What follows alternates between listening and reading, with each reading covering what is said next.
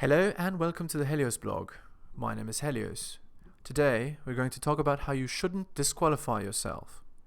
This is a necessary article. It's necessary because some men are just too modest.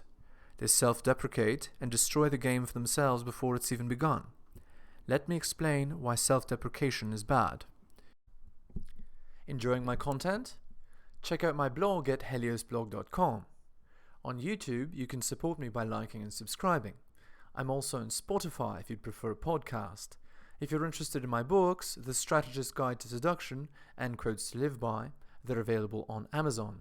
In addition, you can follow me on Patreon at theheliosblog for exclusive content. On with the show. When men date, they qualify. When women date, they disqualify. Men and women date differently. When men date, they look to qualify. They look for reasons why they might like the person they're with. Women look to disqualify. This means that they look for a reason to say, ew, no, and when they find it, they leave. This means that you should limit how many things a girl could say no to, especially early in the interaction. This is why on first dates, I recommend you talk 15 minutes out of the 60. When you do this, you give women as little opportunity as possible to disqualify you, and thus, you increase your chances of getting laid astronomically. Self-deprecation is beta. Self-deprecation is beta because it invites the girl to disqualify you. You give her ammunition to use in order to determine that you're not a good sexual partner for her. You're going about the process backwards. You should not talk about why you're bad or weak. Instead, you should talk about why you're awesome, indirectly of course. Putting yourself down puts women above you.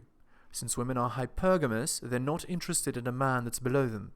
Don't self-deprecate. Do not explain your weaknesses. Nobody wants to know your weaknesses. The only people that say they want to know those are those who want ammunition to use against you later. Women in LTRs, long-term relationships. You need to actively hide your weaknesses and project your strengths.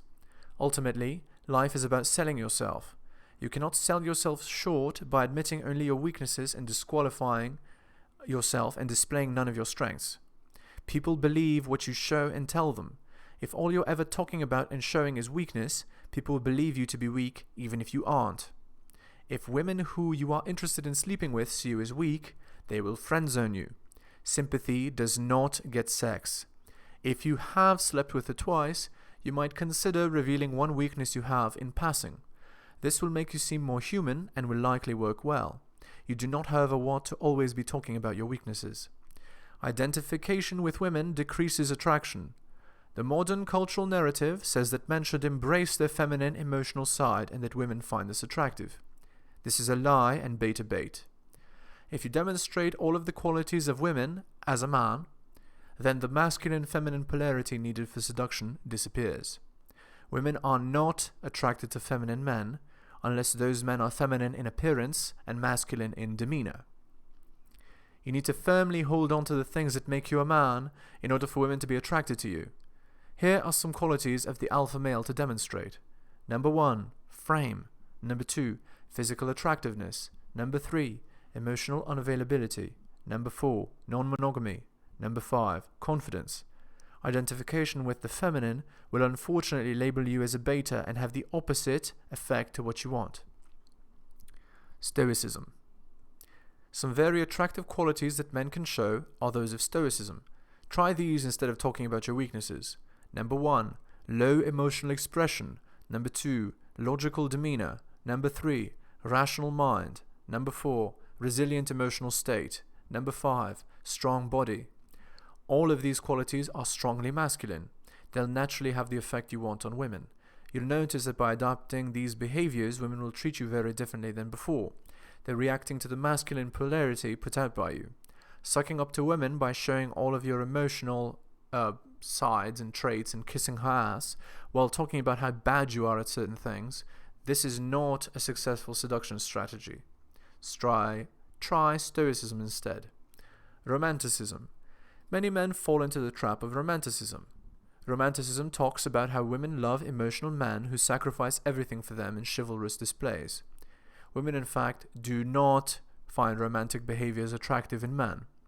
Supplicational behavior, which romantic behaviors are, has led to the rise of NPCs in our society. It is in fact a societal ill that men kiss women's asses in an effort to be romantic. Women find these behaviors to be weak, even though many women say that they like or even need these behaviors in a relationship. It is sad that society raises men to be beta NPCs. The destruction of information regarding what makes men men is one of the reasons why the West is in decline. You need to break out of the idiotic notion of romanticism and embrace stoicism and realism instead. You cannot relax in a relationship. Many men feel when they're in a relationship with an awesome girl, they can share everything with her. This could not be further from the truth. Sharing everything with any sexual partner will lead to a rapid loss of sexual attraction. This is especially true if you're talking about all of your fears and weaknesses with your sexual partner. Your sexual partners are for sex and sometimes companionship. They're not for sharing your problems or burdens. You cannot relax.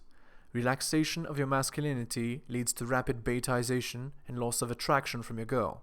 Remember, women are hypergamous. Lowering yourself in her eyes makes her want to instantly look for a replacement. It's extremely unwise to disclose everything. You disqualify yourself this way. Let them decide what to dislike about you. Do not give them ammunition. Do not share your deepest, darkest fears with women.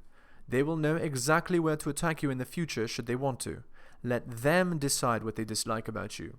They may dislike something completely nonsensical to you, which will make you immune to jabs directed at that aspect of yourself. When you tell women your deepest fears or what you dislike about yourself, you've given them a powerful tool which they can then use to manipulate your emotions. You think they won't use it? Those with power use that power. In many ways, telling women your deepest fears is disqualification. It invites destruction. A strong man would want to protect his partner from the ills of the world, not share how he feels the world may destroy him. Conclusion.